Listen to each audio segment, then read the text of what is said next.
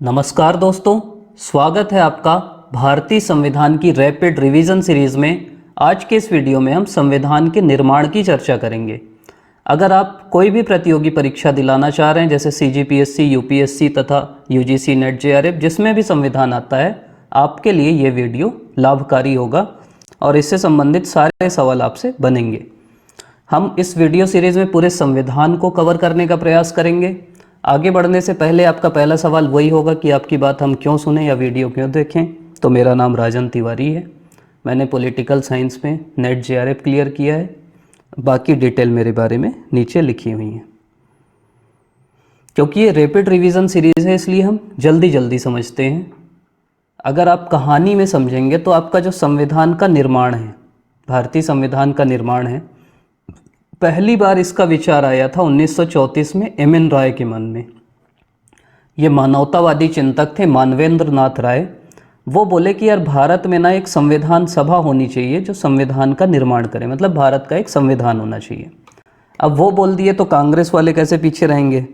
तो कांग्रेस ने कहा कि ठीक है, 1935 में कांग्रेस बोली कि हाँ संविधान होना चाहिए।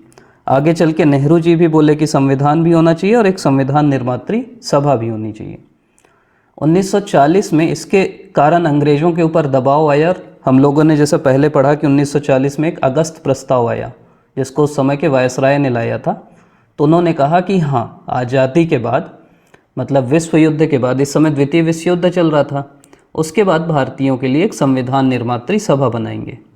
42 में अंग्रेज़ों ने क्रिप्स मिशन भी भेजा था सर स्टेफर्ड क्रिप्स की अध्यक्षता में, जिनका काम था कि भारतीयों को समझा बुझा के मनाओ यार कि युद्ध में शामिल हो जाएं। तो उसने भी कहा कि भैया युद्ध में शामिल हो जाओ, फिर हम आपके लिए संविधान सभा बना देंगे, चिंता मत करो। अब युद्ध ख़त्म हो गया और नया मिशन आया जिसको बोलते हैं कैबिनेट मिशन। ये आया 1946 में। इसमें 3 सदस्य थे, इसके अध्यक्ष थे लॉरेंस, क्रिप्स इसके सदस्य थे और अलेक्जेंडर भी इसके सदस्य थे। इन्होंने अब एक फार्मूला दिया कि संविधान सभा कैसे बनेगी। भाई संविधान तो बनना है लेकिन उसके लिए संविधान सभा बनना है। तो बोले कि हर 10 लाख लोगों में से ना एक व्यक्ति को हम चुनते हैं। मतलब आपसे सवाल पूछ सकता है कि क्या था अनुपात, तो वो बोला गया कि जनसंख्या के अनुपात में सीट देंगे। जैसे यहाँ 10 लाख लोग रहते हैं इस एरिया में, तो वहाँ से एक आदमी। छत्तीसगढ़ में मान लीजिए उस समय 60 लाख लोग रहते थे, तो बोले छत्तीसगढ़ से 6 लोग को चुन लेते हैं। ऐसा अनुपात था इनका। टोटल सीट बोले 389 होंगी, जिसमें से 296 होंगी ब्रिटिश प्रेसिडेंसी की, मतलब जो अंग्रेज़ों के कब्जे में क्षेत्र है, और बाकी 93 सीट होंगी रियासतों की जो अंग्रेज़ों के कब्जे में क्षेत्र है। ध्यान से समझिएगा, सवाल ना फंसाता है कि बोलेगा कि संविधान सभा के सभी सदस्य मनोनीत थे या बोलेगा संविधान सभा के सभी सदस्य निर्वाचित थे। तो ध्यान से समझिए कि 296 होंगी ब्रिटिश प्रेसिडेंसी की, 93 होंगी रियासत। रियासत मतलब आप समझते होंगे ना, जो राजा महाराजा थे। अब 296 में 292 तो होंगी बाकी जो ब्रिटिश क्षेत्र है, और 4 सीट इन लोग दे दिए दिल्ली, अजमेर, कुर्ग और बलूचिस्तान को। मतलब ये अलग से क्षेत्र थे प्रेसिडेंसी टाइप के, तो इनको एक एक सीट दे दिए कि भैया दिल्ली तुम एक रखो, अजमेर एक रखो, कुर्ग एक रखो और बलूचिस्तान को एक रखो। बाकी 292 सीट जो है वो आपके ब्रिटिश एरिया की थी, मतलब ये टोटल ब्रिटिश एरिया की थी, और बाकी 93 जो थी रियासत की थी। जो ये 296 ब्रिटिश एरिया की सीट हैं, साथ ही साथ समझते जाइए, इनका चुनाव होगा। अब चुनाव के लिए उस ज़माने में, अब सोचिए हम गुलाम थे, अब जनता से कैसे वोट कराते। तो उसी समय ना विधानसभा का चुनाव हुआ था। तो ये कहा गया कि राज्यों की जो विधानसभाएं हैं वो चुन के भेज देंगी अपने राज्य का। और ये जो रियासत है, अब राजा तो थोड़ी मानेगा चुनाव, तो राजा साहब को बोले कि राजा साहब जिसका जिसका मन है ना, आपको आपके राज्य से जैसे 3 आदमी भेजना है तो आप भेज दो यार 2-3 लोग को। तो राजा जिसको भी मनोनीत कर देगा उसको भेजा जाएगा। इसके अलावा एक चीज़ और है कि जो संविधान सभा थी इसमें मुस्लिम भी थे, सिख भी थे और सामान्य थे। मतलब इसको जो बांटा गया था, ये कहा गया था कि इतनी सीट मुस्लिम की, इतनी सिख की और बाकी सब जनरल सीट। मतलब अगर आपको बोले कि रिजर्वेशन किसका किसका था, पूछ सकता है, तो मुस्लिम, सिख और सामान्य। इसके अलावा जो मैं आपको बताया कि विधानसभा वोट दे रही थी, तो उसकी प्रणाली क्या होगी, तो उसकी प्रणाली थी एकल संक्रमणीय मत और समानुपातिक प्रतिनिधित्व। ये राष्ट्रपति का भी अपन पढ़ते हैं, एकल संक्रमणीय मत। इसको आगे आपको समझाऊंगा, लंबा है इसलिए अभी नहीं बता रहा हूँ मैं। राष्ट्रपति में पढ़ेंगे अपन। समानुपातिक मतलब वही होता है कि जितने जनसंख्या उस अनुपात में लोग चुने जाएंगे। और रियासत प्रमुख जो हैं राजा साहब, वो अपने प्रतिनिधियों को चुनेंगे। ये हो गया अपना संविधान सभा का कैसा सिस्टम होगा। इसके लिए अब चुनाव होंगे, कब होंगे? जुलाई अगस्त 1946 में चुनाव होंगे। और चुनाव 296 सीट जो थी उनमें होंगे, ये तो पता है अपने को। तो आपको ये भी पूछ सकता है कि भाई सबसे ज़्यादा सीट किसको मिली, तो 208 कांग्रेस को ही मिलेगी। इसके अलावा 73 सीट मुस्लिम लीग को मिलती है और 15 सीट वो जो अदर होते हैं ना, निर्दलीय हर जगह होते हैं, उनको मिलती है। और आपसे पूछे कि इनमें क्या था, तो सभी समुदाय थे इसमें। महिलाएं भी थीं, मुस्लिम भी थे, सिख भी थे, ईसाई भी थे, ट्राइबल भी थे, शेड्यूल कास्ट भी थे, सभी समुदाय के लोग शामिल थे इसमें। मतलब चुनाव में ये ध्यान रखा गया था। अब संविधान सभा बन गई, अब इसकी क्या होगी? पहली बैठक। तो पहली बैठक इसकी, ये सब डेट इम्पॉर्टेंट है। पहली बैठक इसकी होती 9 दिसंबर 1946 में। और पहली बैठक में कोई तो अस्थायी अध्यक्ष बनना चाहिए। तो सीनियर आदमी थे जिनका नाम था सच्चिदानंद सिन्हा, उनको बोले भैया आप अध्यक्ष बन जाओ। और मुस्लिम लीग तो उस समय मूड में थी, डायरेक्ट एक्शन कर रही थी कि हमको भारत से अलग होना है, तो मुस्लिम लीग इसका बहिष्कार की। तो आपको से पूछ सकता है कि पहली बैठक में मुस्लिम लीग शामिल हुई, तो आपको बोलना है नहीं हुई भैया, वो बहिष्कार कर रही थी। अब 9 दिसंबर 10 को इन लोग रेस्ट किए, 11 को फिर बैठे। मतलब बुजुर्ग लोग थे ना, तो थोड़ा तो रेस्ट बनता है इनका। तो रेस्ट किए, 11 दिसंबर को हुआ कि अब हमको क्या करना है, स्थायी अध्यक्ष और उपाध्यक्ष चुनना है। तो स्थायी अध्यक्ष चुना गया डॉक्टर राजेंद्र प्रसाद को और स्थायी उपाध्यक्ष चुना गया HC मुखर्जी को। इसके अलावा आपके संवैधानिक सलाहकार जो हैं वो चुना गया सर BN राव को। तो सर BN राव जो थे वो आपके संवैधानिक सलाहकार थे। अब अगला क्या हुआ, 13 दिसंबर को फिर बैठक हुई। 13 दिसंबर 1946 को फिर एक दिन इन लोग रेस्ट किए और बैठे। तो 13 दिसंबर को क्या हुआ कि उद्देश्य प्रस्ताव लाए जवाहरलाल नेहरू। मतलब 9 को क्या हुआ, 9 को होता है अस्थायी अध्यक्ष बनते हैं डॉक्टर राजेंद्र प्रसाद। उसके बाद 11 को क्या होता है, 11 को होता है कि स्थायी अध्यक्ष, 9 को होता है अस्थायी अध्यक्ष बनते हैं डॉक्टर सच्चिदानंद सिन्हा। 11 को क्या होता है, स्थायी अध्यक्ष बनते हैं डॉक्टर राजेंद्र प्रसाद और उपाध्यक्ष बनते हैं HC मुखर्जी और संवैधानिक सलाहकार बनते हैं BN राव। फिर एक दिन रेस्ट लेते हैं और 13 को क्या होता है, नेहरू जी बोलते हैं उद्देश्य प्रस्ताव लेके आता हूँ। उद्देश्य प्रस्ताव मतलब होता है कि संविधान का उद्देश्य क्या होगा।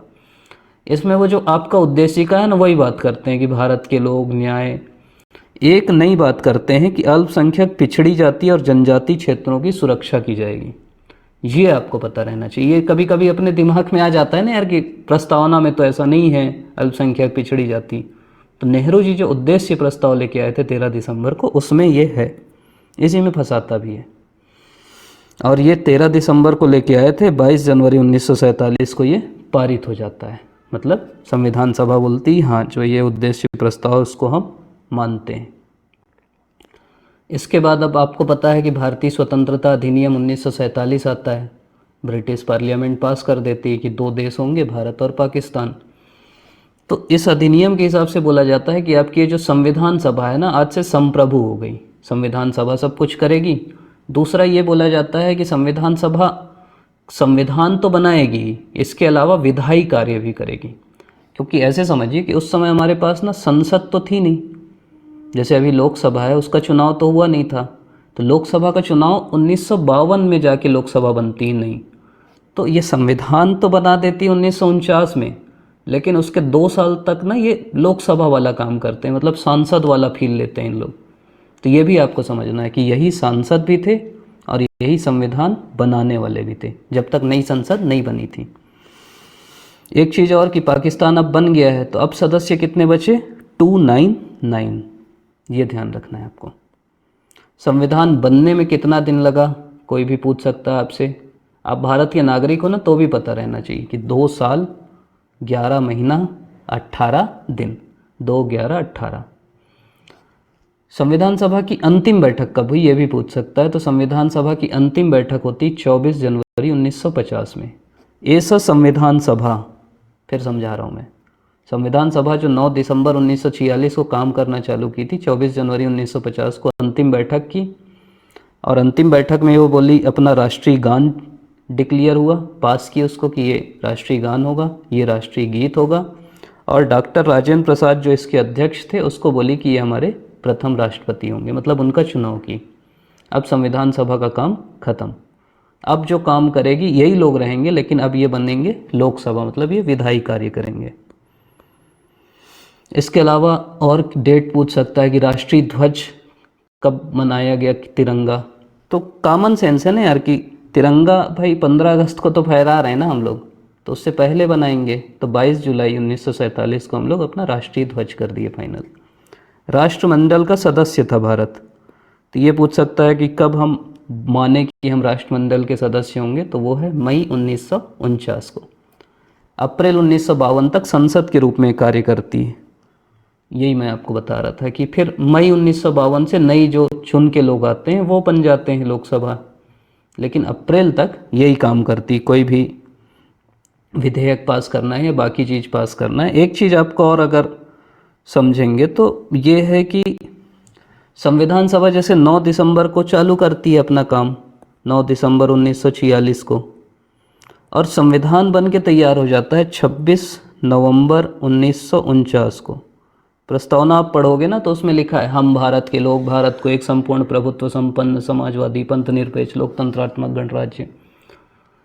तो पूरी प्रस्तावना याद रहना चाहिए सबको। और आखिरी में लिखा है, एतद द्वारा आज 26 नवंबर 1949 को अंगीकृत आत्मा अर्पित करते हैं। तो 26 नवंबर को हमारा संविधान बन गया था। तो भाई लागू क्यों नहीं हुआ?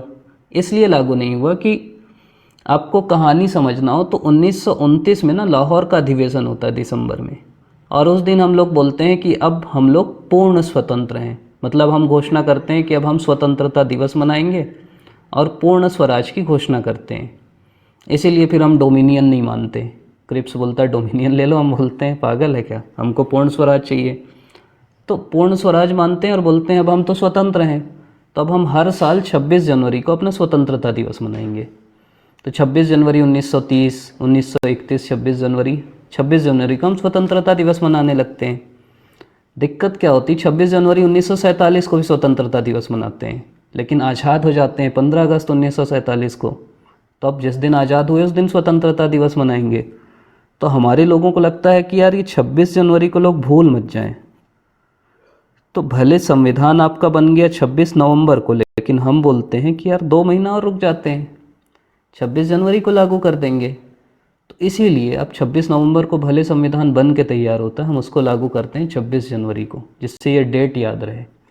फिर आगे चल के क्या होता है कि अब 26 नवंबर बोलने लगे हम लोग। तो अभी सरकार घोषित करती है आज से 7-8 साल पहले कि ये 26 नवंबर को अब हम संविधान दिवस के रूप में मनाएंगे। क्योंकि फिर धीरे से हम ये भूल जाते हैं ना कि 26 नवंबर को, भाई ये भी डेट तो इम्पॉर्टेंट है, इस दिन संविधान बन के तैयार हुआ था। तो संविधान दिवस कब है? तो 26 नवंबर को। क्यों है संविधान दिवस? क्योंकि इसी दिन आपका संविधान जो है वो पास हुआ था। तो ये आपको पता रहना चाहिए कि संविधान इस दिन क्योंकि पास हुआ था, इसलिए ये 26 नवंबर को हम संविधान दिवस मनाते हैं। अगला ये है कि जो अलग अलग समितियां बनी संविधान में। पहली समिति बनी जो जवाहरलाल नेहरू की अध्यक्षता में, 2-3 समितियां थीं।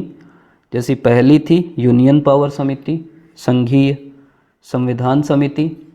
दूसरी थी यूनियन कॉन्स्टिट्यूशन समिति, मतलब संघीय संविधान, संघीय शक्ति, मतलब यूनियन दिखे तो आपको नेहरू जी। और तीसरी थी स्टेट कमेटी, जो स्टेट के साथ निगोशिएट करेगी। मतलब निगोशिएट करते थे ना कि ये होना चाहिए वो होना चाहिए, तो वो वाली कमेटी ये थी। मतलब नेहरू जी की ये 3 समितियां थीं जिसके अध्यक्ष थे जवाहरलाल नेहरू।